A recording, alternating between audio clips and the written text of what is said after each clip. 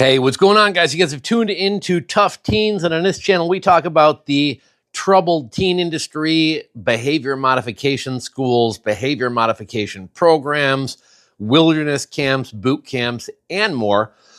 A lot of the stuff we're going to be talking about in this channel are WASP programs. It's one of the more widely known programs. It was one of the larger programs, and the relatively recent Netflix documentary, The Program, which in large part brought awareness about these programs to the mainstream, was about the WASP program. So I got two video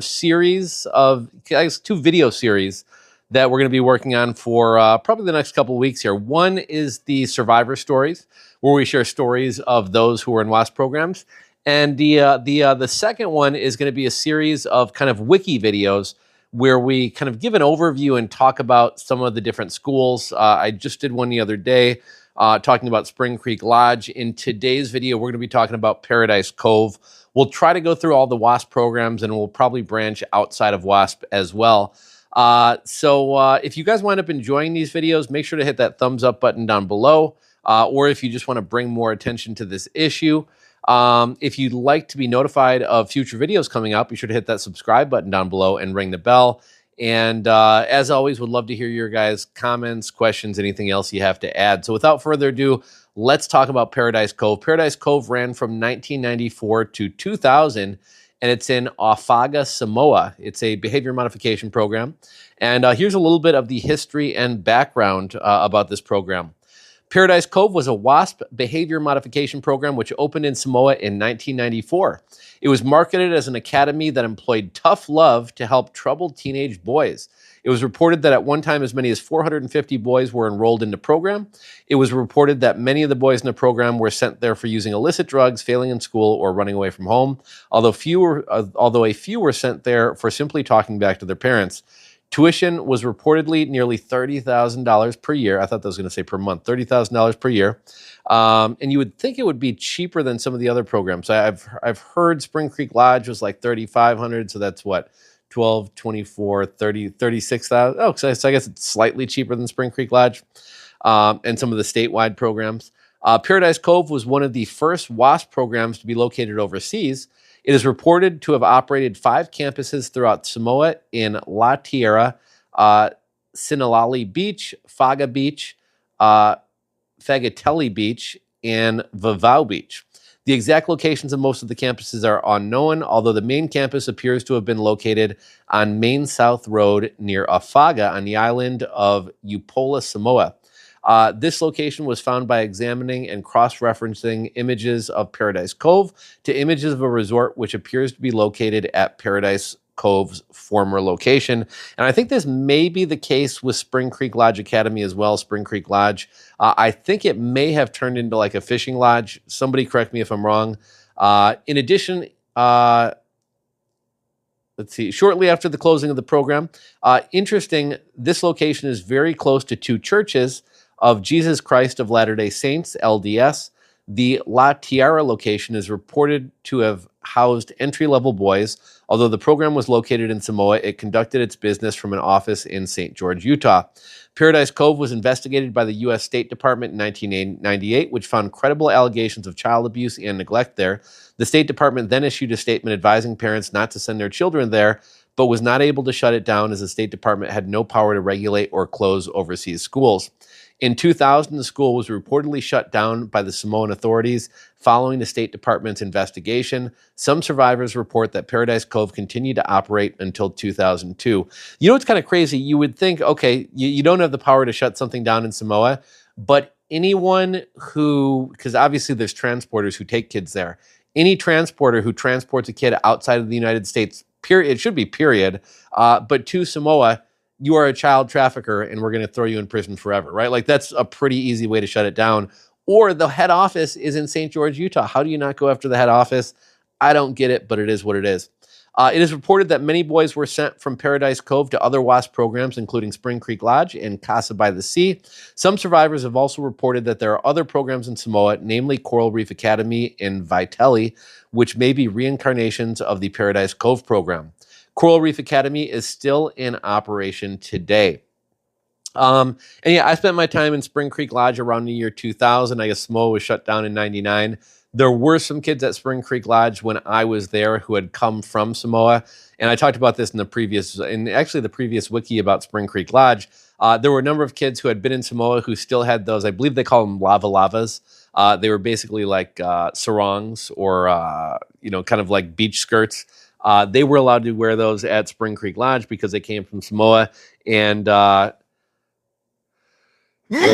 I do remember an occasion or two where they were allowed to kind of practice or do their like fire dance stuff that they used to do in Samoa.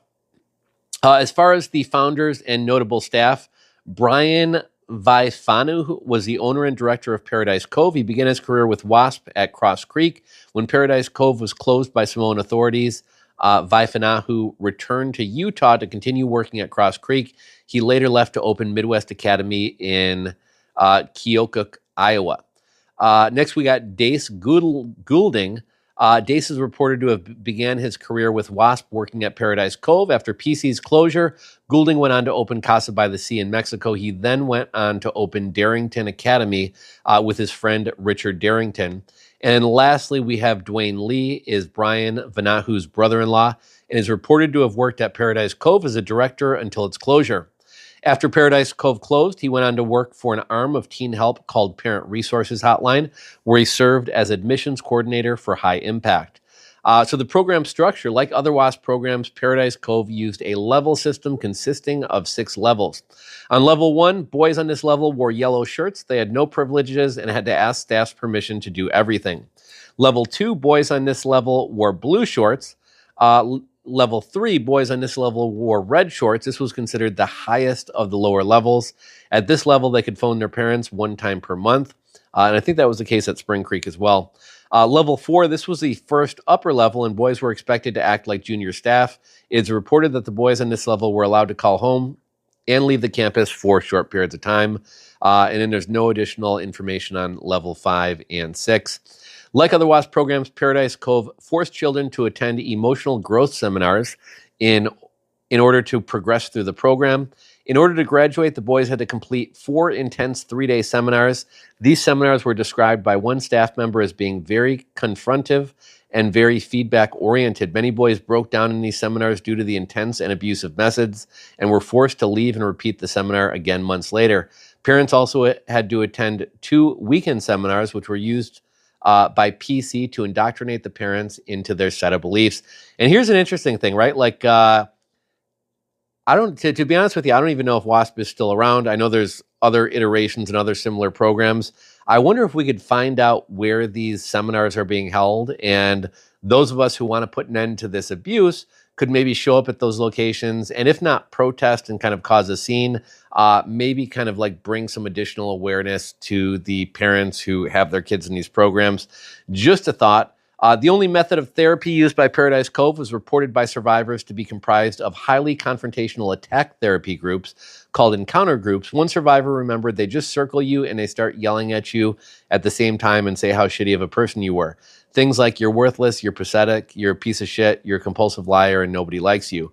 However, Brian Vawafu claimed in 1998 that his program was clearly non-therapeutical as there were no licensed therapists or mental health professionals who worked there. However, many of the students at PC were on psychiatric medication as prescribed by a psychiatrist who visited the program only once every 6 weeks. There are reports of this psychiatrist overprescribed medications and in some cases prescribed medications to students he hadn't even talked to. Paradise Cove was reportedly the first WASP program to use the exit plan, which was a way of convincing residents who turned 18 to remain in the program despite the abuse and inhumane conditions. Sometimes an exit plan will allow a teenager to live at home as a house guest with a strict house contract, which in reality means a teenager cannot enjoy any benefits of being an adult. But in many cases, the exit plan has consisted of a backpack and a bus ticket to a shelter near the facility.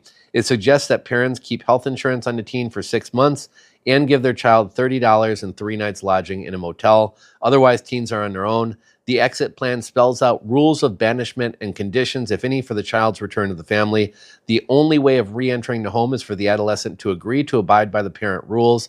The exit plan is now a commonly used tactic to force 18-year-olds to remain in many behavior modification schools across the country.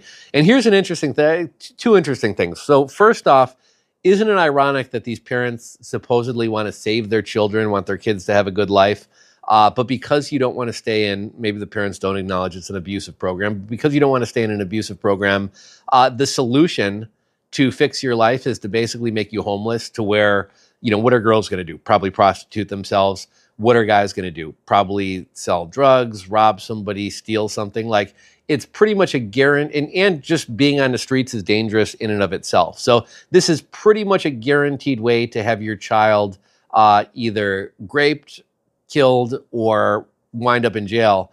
But that's kind of the solution if they don't want to finish the program. Here's another interesting thing I wonder about. So if you were in a program in the States, like, yeah, it's going to suck if you're from the Midwest or the East Coast and you're dropped off at a homeless shelter in Spokane with $30 in your pocket, or maybe you're lucky and you get a night or two or three in a hotel. But like, I would have walked regardless of what the plan was. I'll hitchhike, back to my home in the Midwest.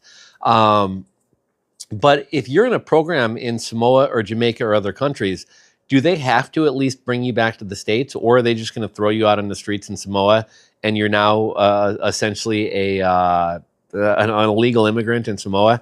I'm not sure exactly how that works. I don't think they did a very good job of describing the exit plan here, but we'll talk about exit plans in another video. Moving on to living conditions. According to one survivor's testimony, the facility was not walled, but was instead surrounded by a tall cliff that functioned more effectively than any wall. And this actually comes from Bill Boyle's story. I'll link to it down below, but if you want to watch the story, it's one of the most recent videos. It was titled Bill Boyle's Trapped in Paradise, and he spent time at Paradise Cove and Casa by the Sea. Back into the story, that someone was near, only one path ran down the side of the cliff face, meaning that any supplies such as food, water, or building supplies had to be carried down on someone's back. That someone was nearly always a student. The staff used us as a free source of labor. We hauled, scrubbed, weeded, carried rocks, and did whatever else they needed to be done. The living accommodations at Paradise Cove were incredibly poor. The boys slept on a thin mattress in a wall-less thatched roof hut called fales, similar to... I got a picture here, similar to the one pictured here. You guys can't see the photo, but I will. Let me just make a note here. Okay, so I'm going to make that the thumbnail image. To prevent escapes, fluorescent lights burned all night, attracting mosquitoes. Flip-flops were the only shoes permitted. Another security measure, but these were rapidly destroyed by the sharp coral beaches where the boys exercised and worked. The cuts that resulted attracted flies and infections. In addition, the boys were given no medical care, and their bug bites would often become infected and develop into boils. In addition, the food was said to be terrible, mainly consisting of boiled chicken, tiny bananas, and spaghetti with mystery sauce. Some survivors report that many boys used to fish in the ocean and eat them raw, and often alive, without being caught, of course, as this was against the rules, just to get enough nutrients. There was very little privacy outside communication for the boys at Paradise Cove. Survivors report that the letters were read by staff and censored if they contained anything negative about the program, at which point the boy would be punished. Phone calls, which were a quote-unquote privilege that many boys went 7 to 12 months before earning, were also reportedly monitored by staff. The bathroom did not have doors, and it is reported that lower-level boys had to be watched by staff or upper-level while using the toilet. In addition, the showers also did not have doors, so the boys were required to keep their shorts on while showering. The showers also did not have hot water. The 3 to 5 toilets, which were shared by over 200 boys, would only be flushed 1 to 3 times per week. So the odor of human waste was constant at PC. In order to flush a toilet, the boys would have to carry water up from the river to allow the toilet to flush. Rules and punishment. The boys at Paradise Cove were required to adhere to a strict set of rules.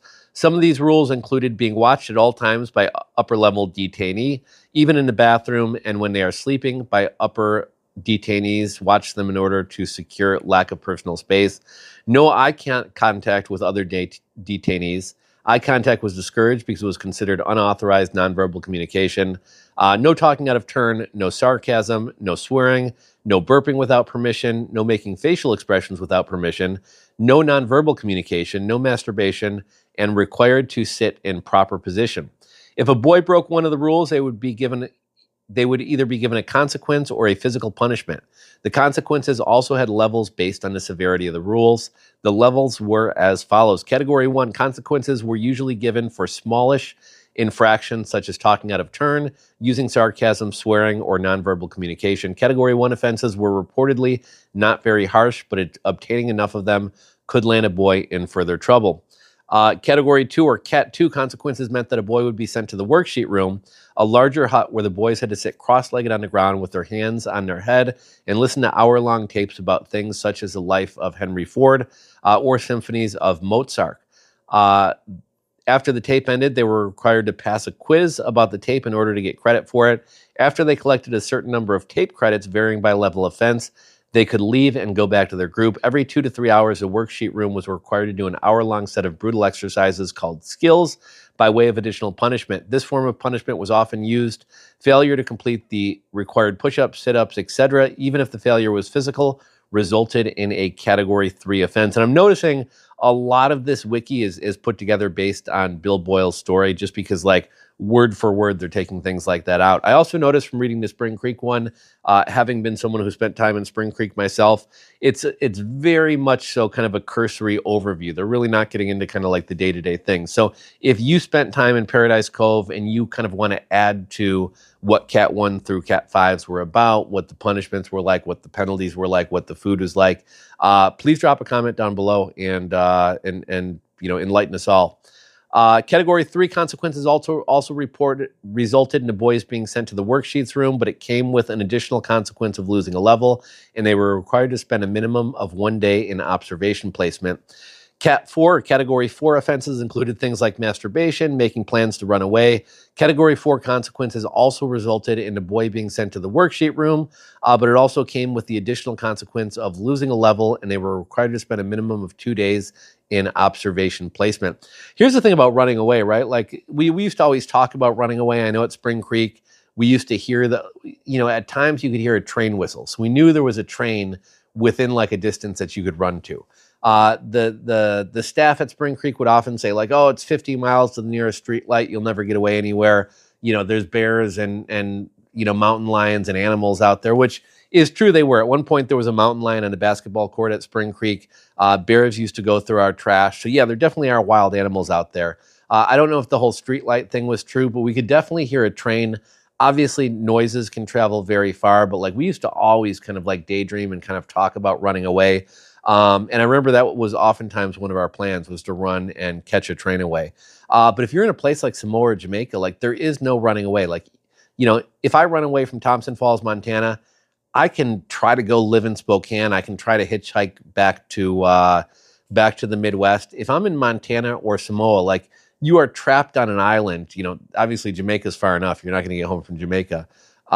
Maybe you could steal a boat and try to go to Cuba, and this is just not going to happen. But imagine if you're in Samoa, man. You are on the other end of the world. Like there is no escaping from there. But when kids are in these situations, being abused and everything else, like you're not really thinking rationally. You may wind up running away just to kind of get 5 minutes of peace and freedom.